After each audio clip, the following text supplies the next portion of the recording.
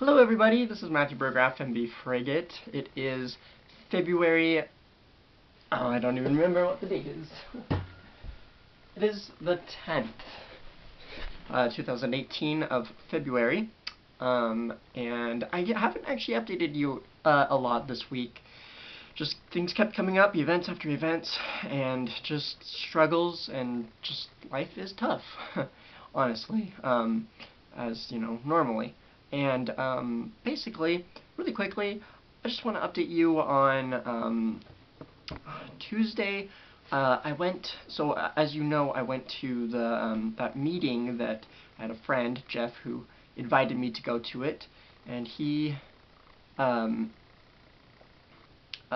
it was just such a great meeting. Because I've been to these meetings before, and this meeting was by far so inspiring, so much better than any of the same meetings that I've been to. Like, this was the best meeting I've ever been to.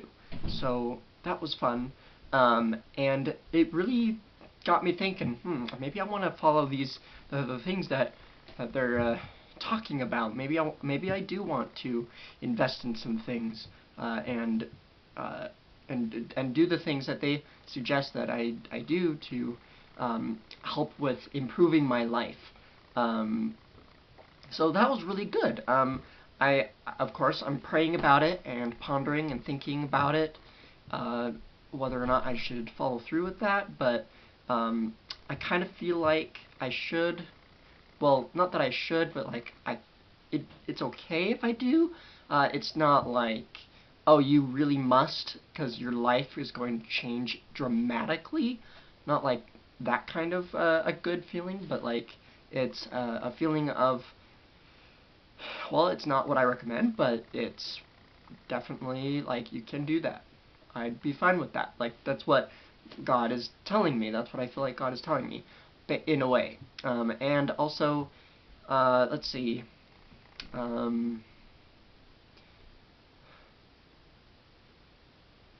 Oh yeah. So yesterday, Friday, was my last day at my current job. What it was yesterday, because it was my last day. It was so good, because after I was done working, my manager wanted to talk to me, so I went and we talked for maybe about 15-20 minutes, not too long, but it felt like a long time. It really wasn't a long time. It was really, really good to hear his feedback on the job well done that he considers for me.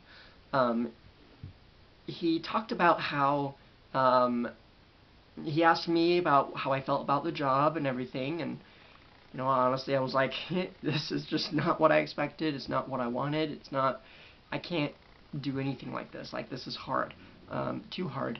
And then he asked me, well, did you learn something? Did you improve?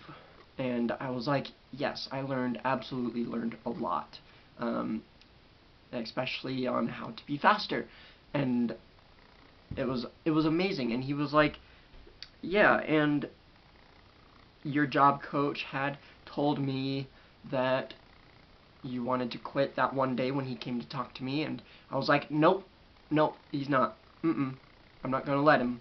He wasn't gonna let me, and he wasn't gonna let me quit that day. And because he wanted me to learn some things. He wanted me to learn how to quit a job. He was like, he needs to give me his 2 weeks notice, and which I did, and explain why it was that I wanted to quit.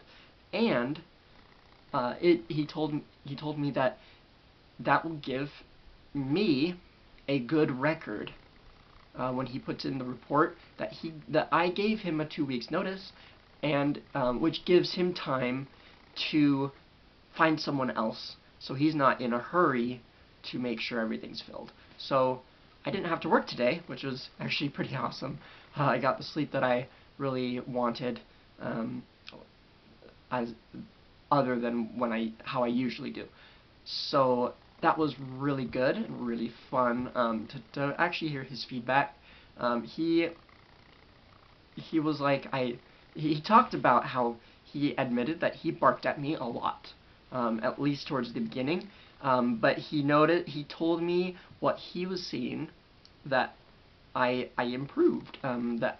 He saw that I did not believe in myself. I don't believe in myself, and that makes it really hard. And he was like, "Don't do that to yourself. You need to believe in you." And he told a story, a fictitious story, but it had like three, four, five morals to it. It was really crazy. It was amazing. Maybe I'll have to tell you what the story is sometime in a little while or something like that. But I think like the story he gave was very inspiring. And he was like, I don't know. He really was impressed with me. And he was like, he asked me first. He was like, if you applied to a job like this again, or applied here again, do you think you're fit for rehire? Do you think you are a quality employee? And I was like, well, the last 2 weeks, yes, I would say so. Their end result, and he was like, well, that's what I'm looking at, their end result. You are fit for rehire. And I was like, wow, okay, cool. And then he talked about how, he noticed how, I was doing my best, and then suddenly it just kind of started to shrivel up and fall apart, especially when he barked at me a lot. But then he noticed, he told me how, to help me kind of realize in my own mind, at least it was psychologically, it wasn't very, or subconscious, it wasn't really very like my thinking about it, which I think is actually, he's half true in it.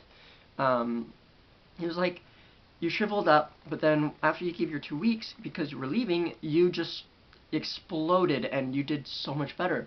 But that was because you knew you were leaving, and excited to leave.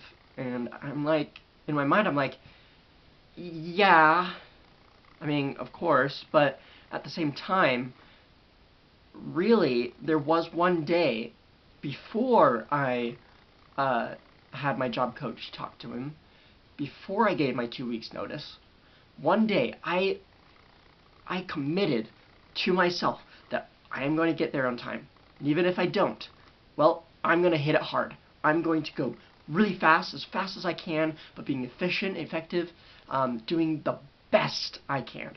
And I committed to doing that, and so that's ultimately why I succeeded and why I got better and got faster, because I committed to doing better and going faster, because that day I was actually pretty late and I needed to catch up with everything, and so I tried to hurry as fast as I could, and from then on that kind of set the pace for the rest of the of my time there, that you just gotta get it done, gotta get it as fast as you can.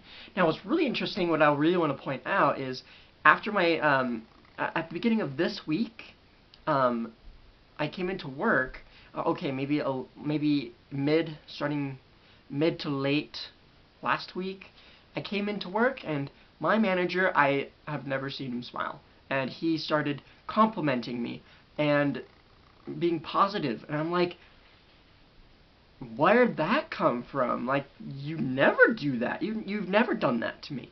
You've never complimented me in any of that way. You usually bark at me, but this time you actually said something to me positively. And that's what I needed, and I was so grateful for that. I was so happy, and that just kept me going. Like, okay, and then if I made a mistake, of course he barked at me, but then, he toned it down. It wasn't as harsh of a bark, of telling me what I was doing wrong and everything, and I did my best. He recognized that I was doing my best. He started helping me put away some of the dishes when I was at the dishwasher. He started helping me put away the dishes as I went along, and like just out of the blue. Like one time I was putting some pans away, and I put, because there were two different pans and also like some spatulas and spoons and stuff. So I'm putting the spatulas and spoons away, and then I got to the pans, and I had to, you know, because of the way I was holding them, I had to do it one by one. So I put the one away, and then he grabbed out of my hand the other one and put it away so I could quickly get back to the dishwasher. And then he started doing that from then on. Once in a while, he would help me and get me back into the dish room to do more of the dishes. He would put the stuff away, or he would need something and I happened to have it, and he was like, oh, I need that, thank you. Or like, well, okay, not as harsh as that, but like basically that's what he did, and I was just blown away. Like, wow, that's amazing. That's just so good, so good. And so I am actually so technically I still work at DI, but I guess I have to do another interview and basically get put on a waiting list where a committee will see that I'm on the list and discuss and talk about me and see if I can even be fit for hire there. And I am just really excited to get going. Sad thing is, I thought I was gonna start working today because that's how the managers were talking about it, that I would just basically be able to start working again. But when I called them yesterday, they basically said, no, you have to be on the waiting list, and then also the development secretary, she said that, who's in charge of all the hiring and stuff, and the paperwork, she said that it has to be on a waiting list, and then they have to talk about me and see if there's an opening, because it sounds like they don't have any openings, but I don't know why they wouldn't, because people get hired all the time. New people all the time. So, and I don't know, I'm really hoping that I'm not going to start at minimum wage again, because I need the extra, I need more than minimum wage, because it is a struggle no matter what to get the money, or so I can pay rent and everything. So I'm hoping that I can start back up where, or close, really close to where I left off when I quit and went to my most recent job. I'm hoping that they can pick up my training from there. And what I'm planning on doing is taking all of the skills and all of the stuff that I learned at my most recent job and bringing it to DI and showing them, showcase my skills, showcase everything that I've learned and that I know, and pick up a few things from the DI, and hopefully be able to be fit for higher positions at DI, and then also, according to some of the job coaches at DI, DI gets employers all the time either calling in or they come in to DI all the time. This is by word of mouth. I don't know if this is true. I haven't seen or heard of anything, but employers come in or they call in and they come in looking for potential hiring associates who would be fit for their workplace, and I hope that I can showcase my skills and keep them up as much as I can to catch the eye of an employer. That's my plan. That's what I'm gonna do, and I'm just really excited to do that. So anyway, yeah, this is Matthew Bergoff, and before I forget, climb your mountains, achieve the dream. I will see you in the next video.